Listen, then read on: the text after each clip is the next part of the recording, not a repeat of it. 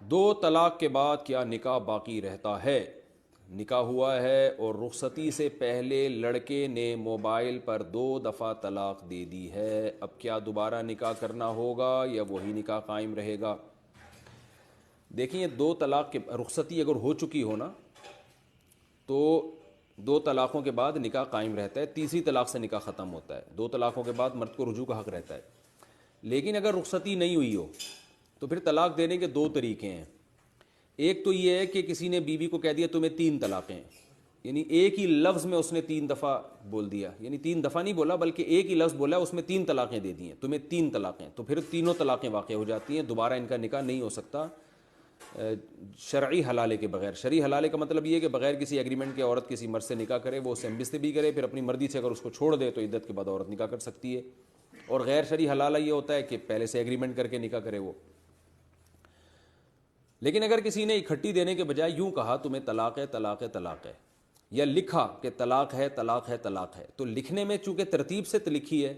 تو جب رخصتی نہیں ہوتی تو طلاق ہے کا لفظ کہتے ہی بیوی کا نکاح ٹوٹ گیا، اور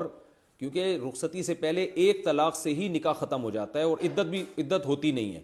لہذا دوسری طلاق واقعی نہیں ہوتی، وہ بالکل اجنبی بن چکی ہے، کیونکہ اجنبی کو تھوڑی طلاق واقع ہوگی۔ تو اس طرح سے کسی نے 2 یا 3 طلاقیں دیں کہ تمہیں طلاق ہے طلاق ہے طلاق ہے، یا بیوی کو لکھا کہ تمہیں طلاق ہے طلاق ہے طلاق ہے، تو پہلا لفظ لکھنے سے طلاق ہو گئی اور وہ عورت نکاح ٹوٹ گیا۔ دوسرا اور تیسرا لغو ہو جائے گا، کیونکہ وہ عورت اب بیوی رہی نہیں ہے، لغو ہو گیا، بیکار ہو گیا، تو ایک طلاق سے نکاح ختم ہوا ہے، لہذا یہ دونوں جب چاہیں نکاح کر سکتے ہیں۔ تو خلاصہ یہ ہوا کہ رخصتی کے بعد تو اکٹھی دیں، جس طرح سے بھی دیں، 3 طلاقیں 3 ہی ہوتی ہیں۔ رخصتی سے پہلے اگر یوں دے دی کہ تمہیں 3 طلاق تو تینوں ہو جائیں گی، ترتیب سے دیں تو پھر ایک طلاق واقع ہوتی ہے۔ لیکن رخصتی کا مطلب کیا ہے یہ بھی سمجھ لیں۔ رخصتی کا مطلب ہے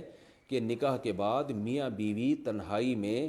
کوئی ایسی تنہائی میں اگر جمع ہو گئے کہ شوہر اگر ہم بستری کرنا چاہتا تو کر سکتا تھا، یعنی اس کو کوئی شرم و حیا رکاوٹ نہیں تھی،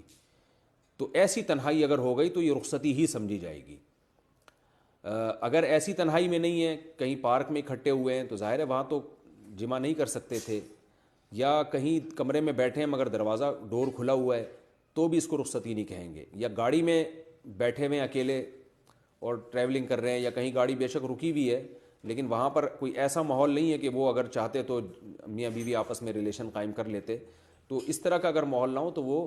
پھر یہ نہیں کہیں گے کہ ہم رخصتی ہو گئی ہے۔ یعنی رخصتی کا مطلب یہ نہیں ہے کہ گھر سے اماں روتے ہوئے رخصت کریں، رخصتی ایک شرعی اصطلاح ہے، اس کا مطلب یہ ہے کہ کہیں بھی میاں بیوی تنہائی میں جمع ہو جائیں تو اس کو رخصتی کہا جائے گا۔